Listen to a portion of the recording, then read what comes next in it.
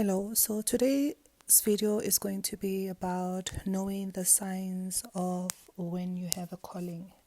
It's not about the signs that I saw, so I'll be sharing 10 of those dreams and the similarities. Ne? So I hope you're ready.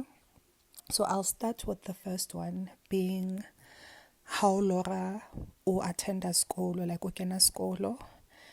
That's a very common one whereby you'll always be dreaming of going to school, you're always late for school. And the thing about this particular dream is that it happens hangata. So you will not only dream about this once, but o tla bona le wena how we fumana toro hore eman ha it's a sense because you finish school but it still takes you back to, let's say, primary school. It's like you're always late and maybe your parents are like always shouting at you, or you just have that thing there that is rushing you, hore, you have to hurry. Or ufumana ole late, how fitla when you're always late at school, banababanda inside the class.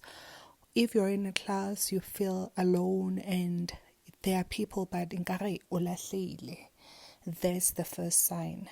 Always dreaming of attending school, ne? Fine. The second one is when you dream of water, river, oceans, rain, and floods. Spiritually, like it symbolizes cleansing and luena hu initiator and king. It's like an ancestral awakening, So Meitsi and ancestors definitely go hand in hand.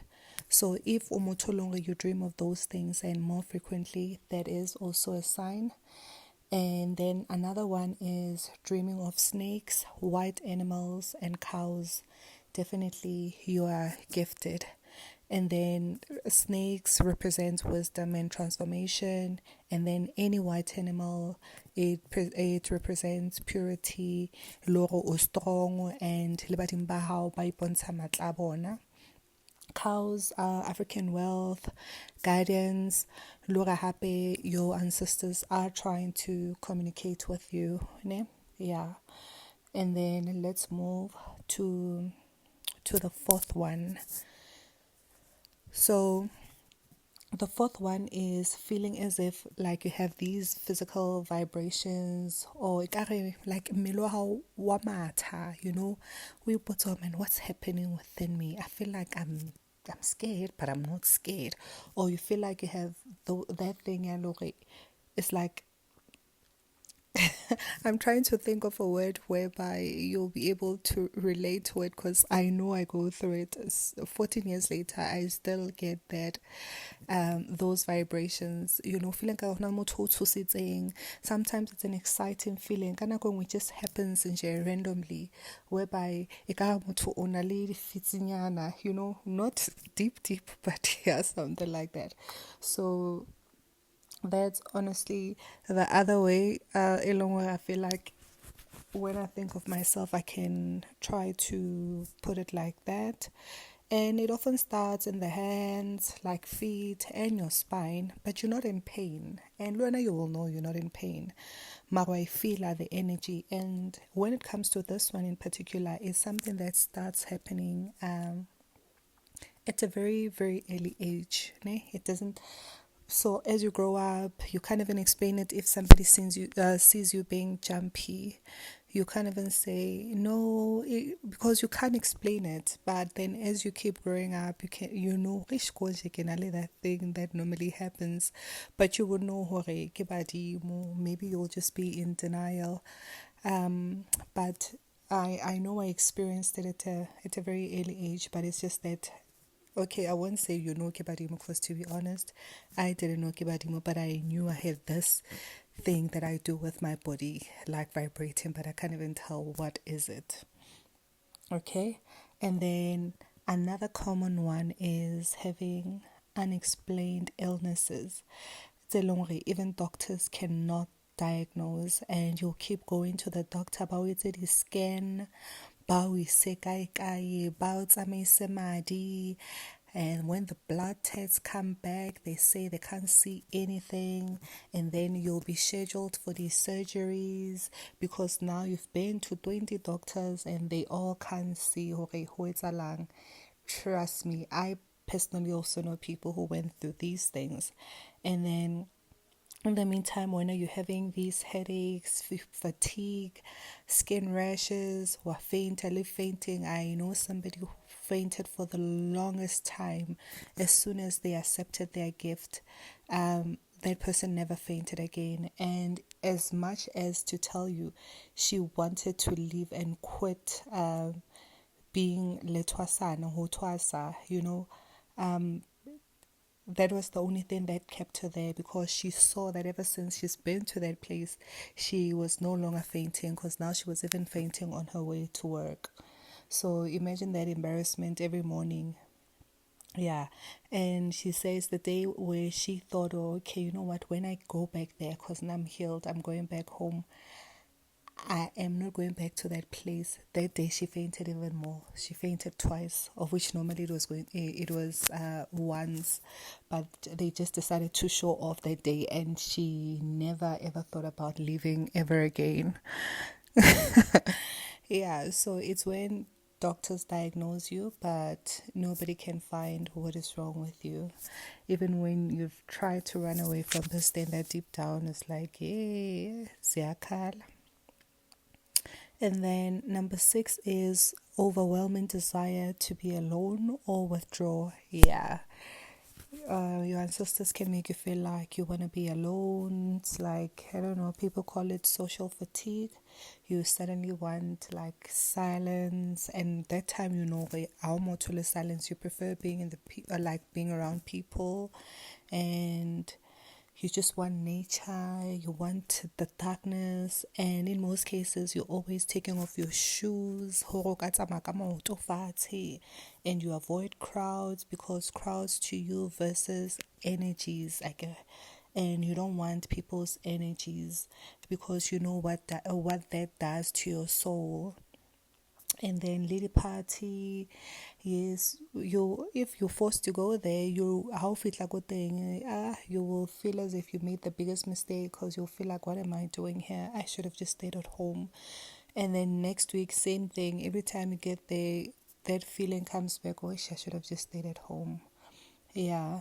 And then happy spiritual dreams with unknown people or places, because you must remember, in most cases with dreams, they can be as confusing as they could be, but you always dream of people that you know. So as soon as you dream of people and places that you don't know, hangata, it also relates to you having a gift, and at that point of time you have not met, but you will, because of once you do start taking your journey. So that also happens. And then it's like you're feeling crazy, or you're too sensitive, especially emotionally. You will have that feeling of wanting to cry, but man, honestly, if I'm going to cry, why am I going to say I'm crying? So it's that overwhelming feeling of just wanting to scream, of just wanting to be alone. That one comes more often. And then nakiona eo.